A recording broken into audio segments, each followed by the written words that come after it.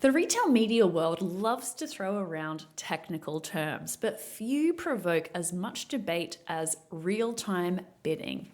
For many, real-time bidding carries baggage from its early programmatic display days. Low-quality inventory, brand safety nightmares, and money disappearing through murky supply chains. But Andreas Reiffen, CEO and co-founder of Pentaleap, has a different take. He believes real-time bidding is the key to unlocking retail media's next phase of growth. And after our recent conversation, which was unfortunately plagued by some technical difficulties, thank goodness for transcripts, I'm starting to see why his perspective matters. So what is real-time bidding in retail media? At its core, it's a mechanism that lets major ad platforms connect directly to on-site inventory across different media networks.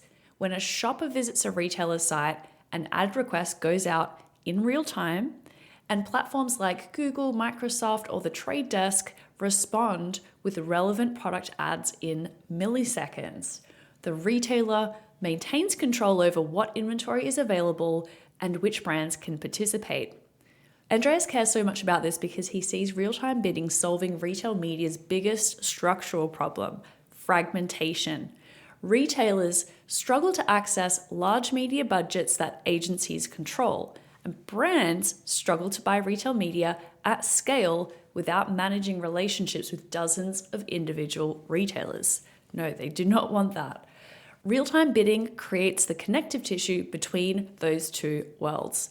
In today's episode, I'm going to cover off 3 key developments from our conversation last week that show where real-time bidding is heading and why it might finally be ready for prime time in retail media. Let's go. First, I asked Andreas what percentage of retail media could be delivered through real-time bidding in the future. And even though I know he's super bullish on real-time bidding, his answer still surprised me. I'm very certain, yes. I'm in all those discussions right now. Everyone is struggling to bring the media dollars in, and everyone looks for some easy incremental money. And there's a lot of pressure currently. I think we had way too bullish expectations, and we are paying for that right now. And everything that helps bring more money in is very welcome at this point of time. So I do believe that everyone will open up the walled gardens and to some extent bring programmatic like demand in. Whether they will allow this for the top brands and how exactly it will be managed, time will tell, but there's no reason to exclude that. Also, keep in mind that many retailers have a high concentration. They get the vast majority of their revenues from the, let's say, top 20 or 50 brands in, and they struggle to access the rest. There's no reason why you wouldn't backfill that. Those smaller brands will already spend money elsewhere. So getting a slice of that money makes total sense. Yeah.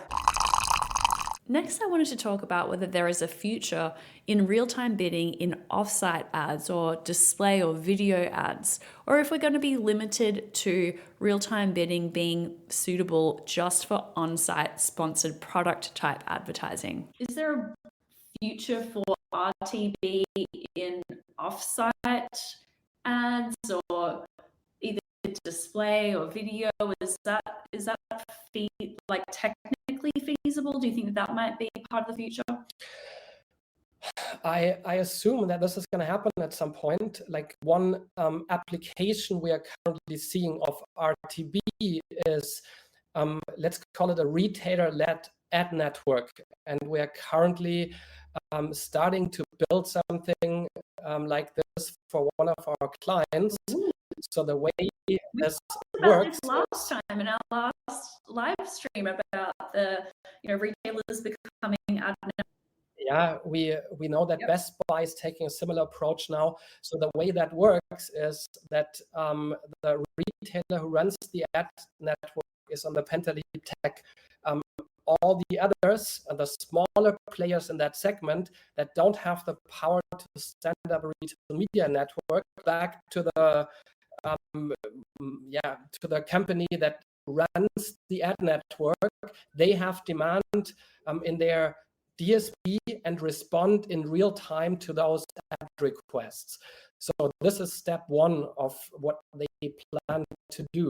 The next step is then to use the first party data and actually target those customers offsite across the whole network, which is in Germany a very tricky thing to do because of privacy. It's really hard to quantify. I think it depends on the type of retailer.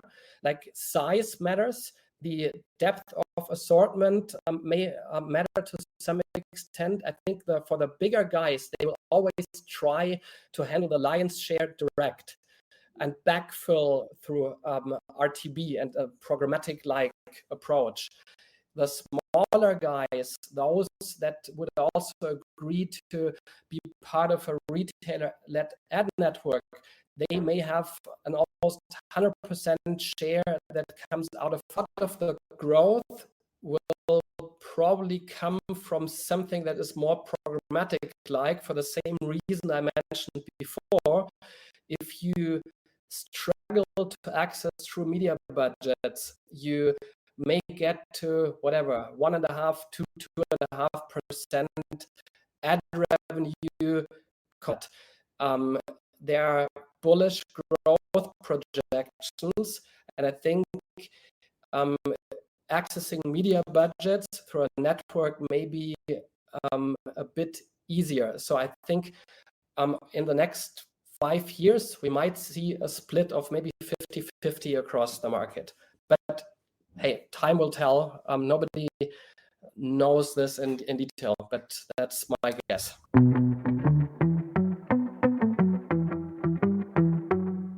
Retailers know that a marketplace model can dramatically boost product assortment, shopper engagement, and total revenue.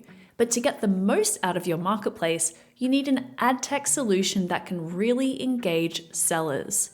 Miracle Ads is powering the future of retail media for leading retailers to activate both 3P sellers and 1P brands. Learn more at miracle.com. That's MIRAKL.com.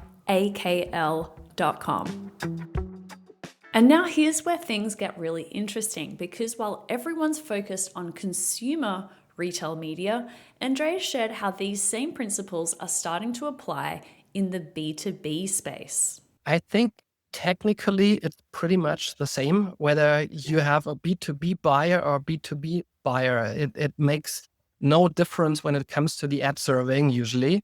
There is a difference on the brand side, however, and that's what I would say is CLV is just fundamentally different. A business buyer, and we have one case, it's a business that runs a B2C and a B2B platform. They have on the one side just regular consumers buying stuff. On the other side, they have business companies buying products. It's a similar range of products, but different rationales. If you win one of those companies, they will keep ordering again and again. So a single purchase, you shouldn't look at the transaction value. You should look at the overall long-term value, including all those repeat purchases from the company you win. You may want to show different reports and make them aware that there's more money than you would see in a first transaction. Besides that, I think it's pretty similar. The only thing is you need a broad range of different competing B2B brands for this to make sense. Yes, exactly. If I was an ad buyer for a B2B audience specifically, how would I navigate that through RTB? If I'm Coca-Cola and I'm doing their B2B media buys, how would I do that differently? Well, let's take Home Depot as an example. They have professional buyers and consumers. The professionals, of course, it's either companies or handyman. They will have a totally different rationale. They are much more valuable. You can segment the audiences and allow, whether it's direct sales or RTB, those ad platforms target different types of customers. For sponsored products, it's usually a bit more context heavy than audience heavy. There's a huge difference between a B2B buyer and a B2C buyer. That segmentation makes sense. You would allow your brands to target professionals specifically. And the way our platform does that, it's less with audience exclusion, but it's with what we call bid modifiers. So you can enter whatever you could define, raise the bid by 150% if the product is shown to a professional. Actually, yeah, that's a much better example, the Home Depot one, because I believe their pro audience is like 30%, or maybe their sales is 30%. Big segment for them.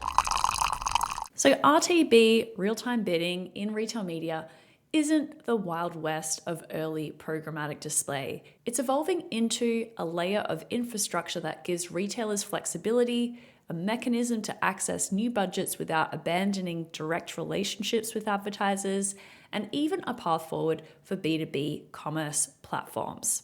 Andreas' prediction of a 50-50 split feels bold, but maybe the logic holds. Not every advertiser needs or wants a white glove direct relationship with every retailer. Sometimes efficiency and scale trump the depth of reporting. Whether you're bullish or skeptical on real-time bidding, one thing is clear: retail media can't scale to its projected potential if it remains entirely relationship-based. Real-time bidding offers a complementary path, one that is maybe finally maturing enough to deliver on its promise.